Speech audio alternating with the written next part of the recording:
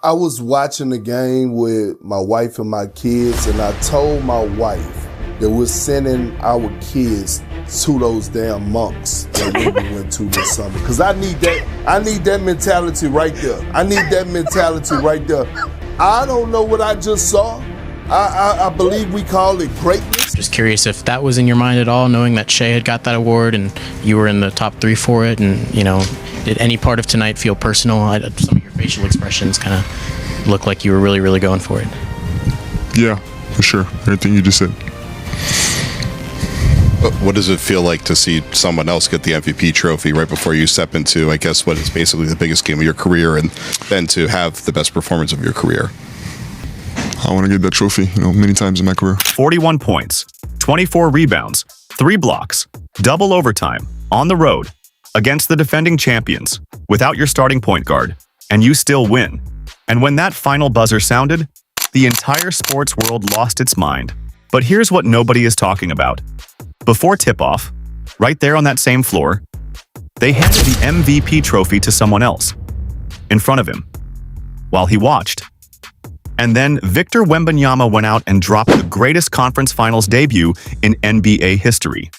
Michael Wilbon went on First Take the very next morning and said something that the entire NBA needs to hear. And when you understand what he actually meant, you'll realize this league just entered a completely different era. Let's set the scene properly. SGA had just won his 2nd consecutive MVP award. The ceremony happened right there at center court, Paycom Center, OKC's home floor, in front of 18,000 Thunder fans. And Victor Wembanyama had to stand there and watch another man hold the trophy he believed was his. Cam and Mace said it best the next morning. Never raise an MVP trophy in front of Wemby. Do it secretly. Do it when he's not in the building. Don't ever give out an MVP trophy while we on the floor. Don't ever, wait till we in the locker room. Do the shit secretly. Do the shit when we not in the building. Do not hand out MVPs while we in the building or on the floor. Because what Wemby should have did after the game, went right up in the locker room and said, could you give me my trophy? Let me give my trophy, because it looked like they gave the MVP to the wrong nigga last night. That's what it looked like. Don't have no awards and shit in front of us. Y'all violating. And Spurs coach Mitch Johnson confirmed everything. When asked if Wembanyama was motivated by watching SGA get that trophy, he said 100%. His exact words, to see the other competitor with the trophy he deserves, voted the winner. If you're a competitor and you see another competitor get rewarded with what you want, that's motivation. The NBA handed this man a lit match and told him to go play basketball. Now, before we get into what happened on that court, understand what was at stake here. This is only Wembanyama's 3rd year in the NBA. 3rd year. His team wasn't even in the playoffs last season. He came into this series without De'Aaron Fox, his starting point guard, who missed the game with an ankle injury.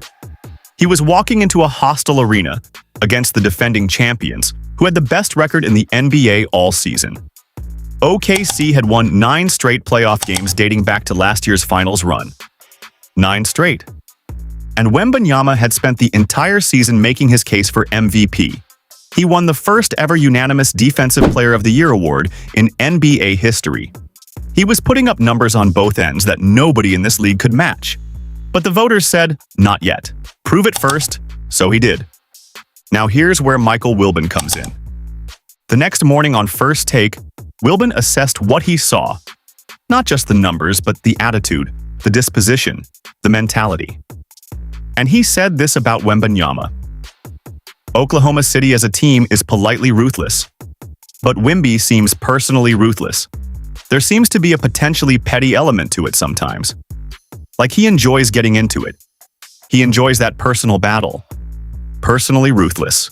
Saying all season that Oklahoma City as a team is politely ruthless. They have come to get you and to crush you. They've crushed certain teams all year.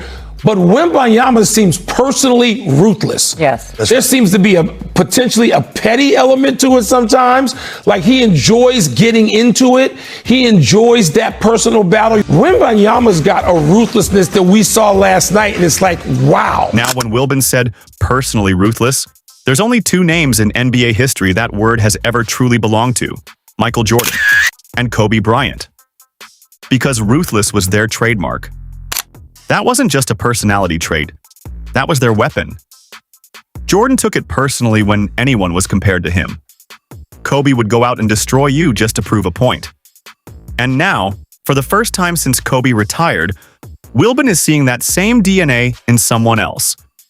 In a 22-year-old. In his third season. Because that's exactly what separated those two from everyone else in their era. It wasn't just talent. Every era has talented players. It was that personal ruthlessness, that "you disrespected me and now I'm going to make you pay for it" energy. Jordan did it to Clyde Drexler. Kobe did it to anyone who dared to be compared to him. They didn't just want to win. They wanted to embarrass you. They wanted to demoralize you. They wanted to send a message that we do not belong on the same floor together. And the NBA has been starving for that since Kobe retired. Until now.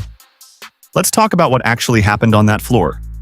41 points on 14 of 25 shooting. 56% from the field. 24 rebounds. 9 of them offensive, keeping Spurs possessions alive when they needed it most. 3 assists. 3 blocks. 12 of 13 from the free throw line. And when the game was on the line, down 3 with 30 seconds left in the first overtime, he stepped back to the OKC logo, 28 feet from the basket, and buried the 3 that sent the game to double overtime. A 7'4" center. Logo 3. Biggest moment of his career.